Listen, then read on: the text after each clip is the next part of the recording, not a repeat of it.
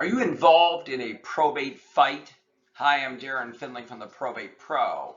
We all know that probate fights, litigation disputes within the probate context, can be exhausting and very expensive.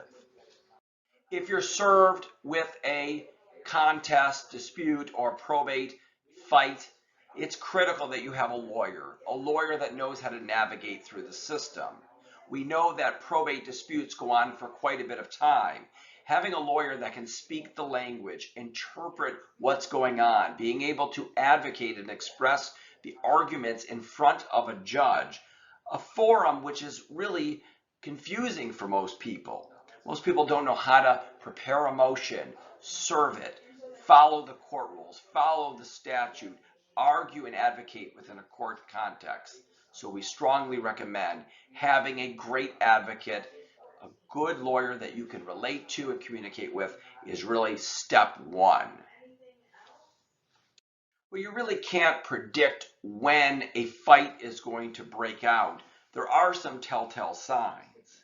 We use the example that the family member that died is often the glue that held the house of cards together. So after death, that fragile house of cards begins to tremor and then collapse. When you start seeing that the house of cards is at risk, it's really then that the warning signs should be in place to begin to prepare to ensure that you're appropriately protected in a probate matter that is going to potentially be litigated. Some of the common trigger points that create a lot of animosity and hostility among family members are when one of the family members shortly after death begins to take action, not with the support of the rest of the family. So for example, the person dies and they begin making funeral arrangements without communicating with the rest of the family. They go into the home and they begin to remove pieces of art, meaningful personal items from the house, and so on.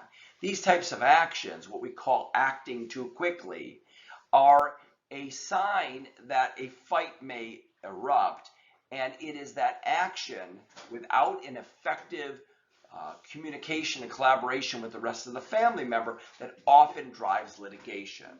So step one, please don't act too soon.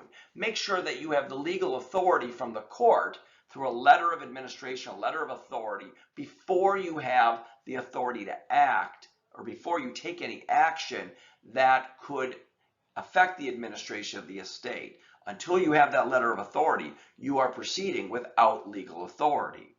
Now, as it relates to funeral and burial arrangements, there are particular statutory authorities that are granted based on the particular standing within that family. But step one, don't act too soon. Act after you've been given the legal authority. Another telltale sign or ingredient that often creates this type of dispute is this line we hear a lot that mom liked one person better than the other, or dad favored one of the children over the other, and they would want me to act this way.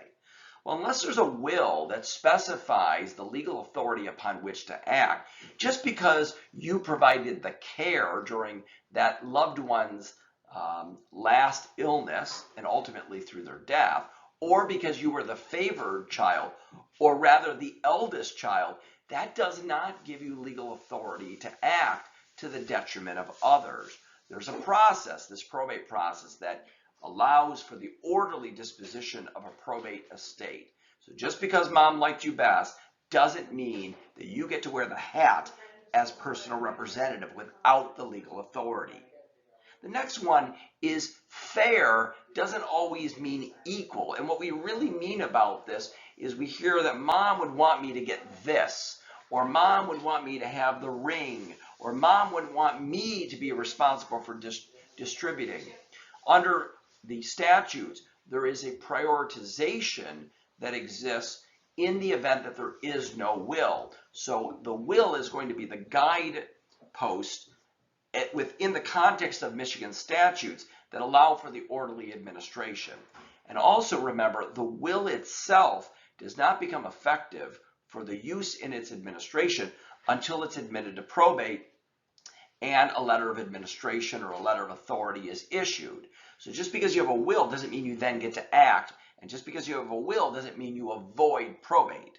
When a will is identified, there are certain reasons or theories upon which you can contest or challenge the admission of a will being admitted into the probate process.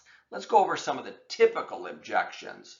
One is that the will was not drawn, signed, or witnessed appropriately, meaning the will on its face is deficient. It lacks some of the requirements under Michigan statute to be a properly executed will.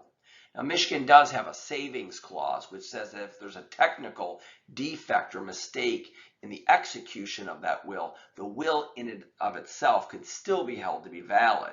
In addition, Michigan recognizes holographic wills, which don't meet the normal requirements of a written will or typed out will, but rather it's in the decedent's own handwriting, signed by the decedent testator, as well as dated.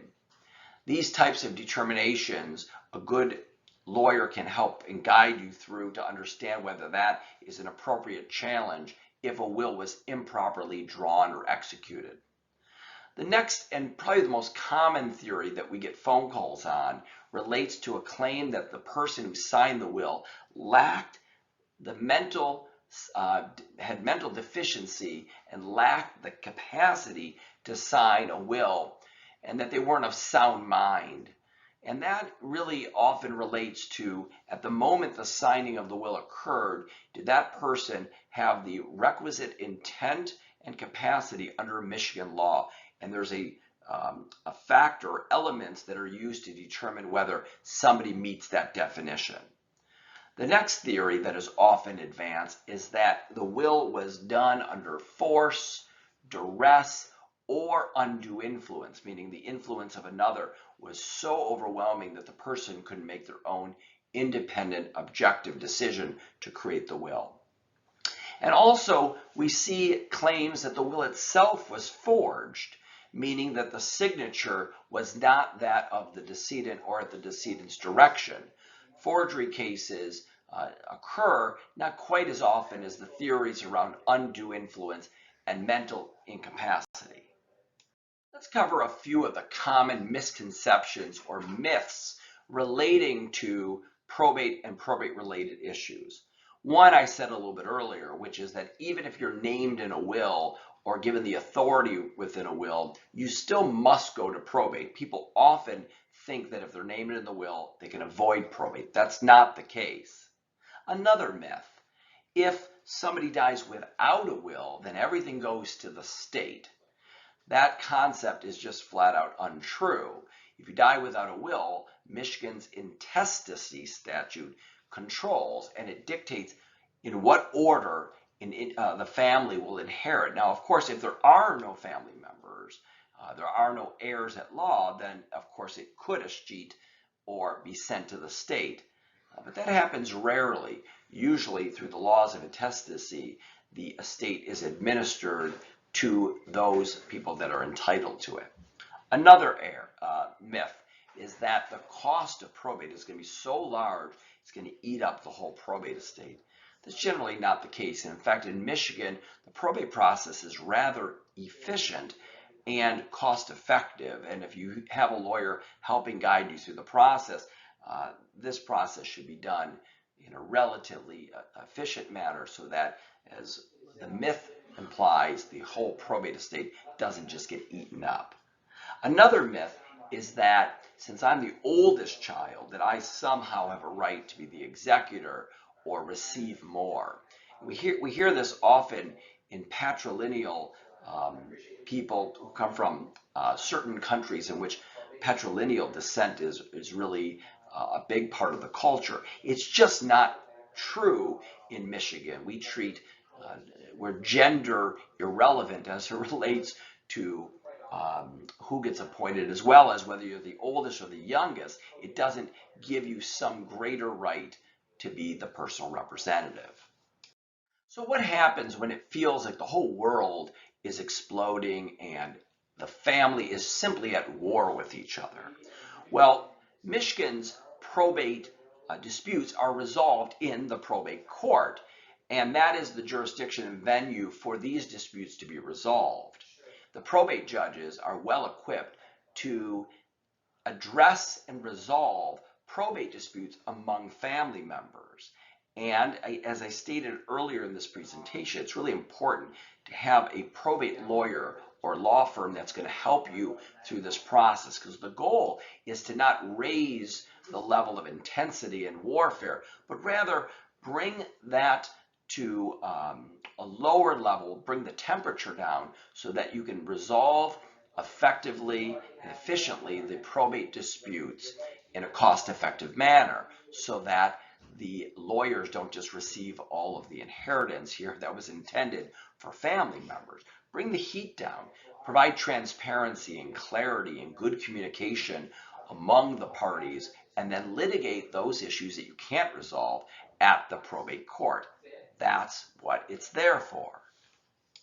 We know that good communication is a really important consideration to reduce the risk of a matter exploding into an all-out probate fight, and for more peaceful communication within the family. Another is what we call transparency, and that means when somebody is taking an action as the executor or personal representative, they're letting everybody know, they're communicating in advance and communicating open and honest among the family members or the devisees or heirs at law. This allows for people to understand what's going on and for the tension to be reduced and a more harmonious administration of the estate. When you play above the board instead of being underhanded, it really allows for an effective, clean, efficient, peaceful administration of a probate estate. Even with all this advice I've provided in this video, we know that some matters are simply going to be unavoidable disputes that have to be resolved with a good, competent lawyer at your side. Give us a call at 877-YOUR-FIRM or visit us at theprobatepro.com. We're happy to discuss your matter, try to put you in the right direction, help give you some clarity to dispel some of your concerns. 877-YOUR-FIRM. I'm Darren Findling of the Probate Pro.